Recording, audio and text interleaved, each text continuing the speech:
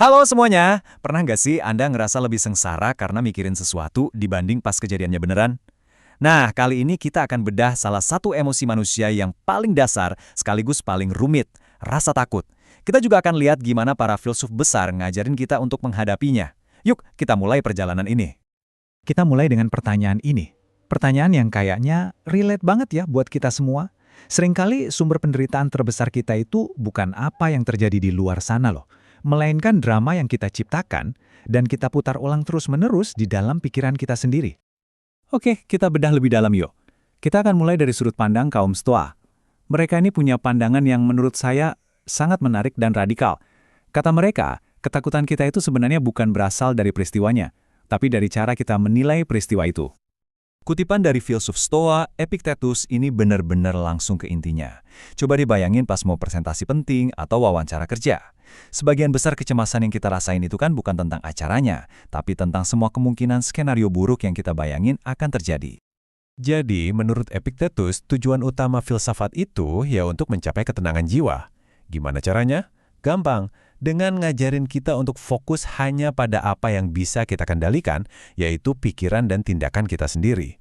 Saat kita mulai pengen ngatur hal-hal di luar kuasa kita, kayak opini orang lain atau hasil di masa depan, nah disitulah rasa takut dan cemas itu muncul. Oke, dari kaum Stoa, sekarang kita geser sedikit ya. Gimana kalau rasa takut, khususnya takut akan kematian, dan hidup kita yang terbatas ini, justru bisa jadi motivator terbesar kita untuk hidup lebih penuh? Martin Heidegger, seorang filsuf eksistensialis, punya istilah keren, faktisitas. Bayangin aja, kita semua ini seolah-olah dilempar gitu aja ke dunia, tanpa persetujuan kita. Kita nggak bisa milih lahir di mana, dari siapa, di zaman apa. Nah, kondisi terlempar inilah yang menciptakan sebuah kecemasan yang sangat mendasar tentang hidup kita. Kecemasan eksistensial ini, atau angst, seolah-olah maksa kita buat sadar kalau waktu kita itu terbatas. Ini mendorong kita untuk membuat pilihan besar. Apakah kita cuma mau ikut-ikutan arus, ngejalanin hidup yang diharapkan orang lain, atau kita berani merancang hidup kita sendiri sesuai dengan nilai-nilai yang kita pegang? Nah, tabel ini ngejelasin dua jalan itu dengan gamblang banget. Di satu sisi ada dasman, yaitu jadi orang yang katanya ngikutin apa kata mereka, tenggelam aja di keramaian. Di sisi lain ada Dasein, individu autentik yang sadar waktunya terbatas, dan kesadaran itu justru jadi bahan bakar untuk benar-benar hidup. Dari level individu, sekarang kita coba zoom out ke masyarakat. Dan di sini, kita bakal ngebahas gagasan yang mungkin agak provokatif. Gimana kalau rasa takut itu bukan cuma sesuatu yang harus kita atasi, tapi juga merupakan fondasi dari peradaban itu sendiri? Thomas Hobbes ngasih gambaran yang cukup kelam ya. Dia berpendapat bahwa tanpa aturan dan hukum, sifat dasar manusia itu egois dan merusak. Kita bakal ada dalam perang semua lawan semua, saling memangsa demi bertahan hidup. Akibatnya, hidup jadi penuh dengan ketakutan yang terus-menerus. Jadi poin utamanya adalah seluruh struktur sosial kita, hukum kita, negara kita, itu dibangun di atas rasa takut kolektif terhadap sisi terburuk kita.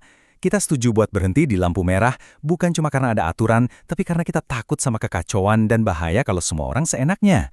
Itulah inti dari kontrak sosial. Oke, kita udah lihat gimana rasa takut ngebentuk pikiran kita, hidup kita, bahkan masyarakat. Pertanyaan besarnya tetap, terus gimana cara naklukinnya? Gimana caranya kita bisa hidup dengan lebih berani? Para pemimpin besar seperti Franklin D. Roosevelt, di tengah krisis yang hebat, ngingetin kita bahwa emosi ketakutan itu sendiri bisa lebih melumpuhkan dan merusak daripada masalah yang kita hadapi. Rasa takut bikin kita panik, dan akhirnya bikin kita ngambil keputusan yang buruk. Lalu ada Nelson Mandela. Dari pengalamannya yang luar biasa, dia nunjukin ke kita kalau berani itu bukan berarti nggak punya rasa takut sama sekali. Bukan. Keberanian sejati itu adalah saat kita ngerasain takut, kita akuin itu, tapi kita tetap milih buat maju. Itulah kemenangan yang sesungguhnya. Dari keberanian di level duniawi, sekarang kita beralih ke dimensi spiritual, yang pendekatannya beda lagi nih. Di sini, tujuannya bukan untuk menghilangkan rasa takut, tapi untuk mengarahkan semua rasa takut kita ke satu titik aja, satu ketakutan tertinggi yang dianggap mulia, yaitu takut kepada Tuhan, atau yang dikenal sebagai khauf. Nah, ini yang menarik banget. Ternyata takut itu nggak cuma satu kata. Ada khauf, yaitu rasa takut hormat di hadapan sesuatu yang agung. Ada khosyah, rasa takut yang lahir dari pengetahuan yang mendalam. Dan ada rohbah, Rasa takut yang uniknya justru bikin kita lari menuju Tuhan, bukan menjauh. Ini nunjukin kalau rasa takut bisa jadi jalan menuju kerendahan hati dan kesadaran spiritual. Jadi idenya gini, dengan memusatkan rasa takut pada satu sumber ilahi, seseorang justru dibebaskan dari ribuan kecemasan dan ketakutan duniawi lainnya. Ini seperti menukar 1000 rantai kecil yang mengikat dengan satu ikatan yang justru membebaskan. Kalau yang kita takuti hanya Tuhan, kita jadi punya keberanian buat menghadapi apapun selainnya.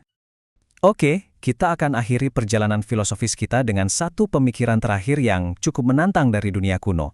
Sebuah ide yang ngajak kita buat mikir lagi, apa sih yang seharusnya benar-benar kita takuti dalam hidup ini? Plato meninggalkan kita dengan metafora yang kuat banget ini. Dia seolah bilang wajar kalau anak kecil takut gelap, takut sama hal yang nggak dia tahu. Tapi tragedi sebenarnya adalah ketika orang dewasa justru takut sama cahaya, takut pada pengetahuan, kebenaran dan kesadaran diri. Setelah semua ini, pertanyaannya buat kita renungkan adalah, apakah kita sudah cukup berani untuk menghadapi cahaya kita sendiri? Terima kasih sudah menyimak.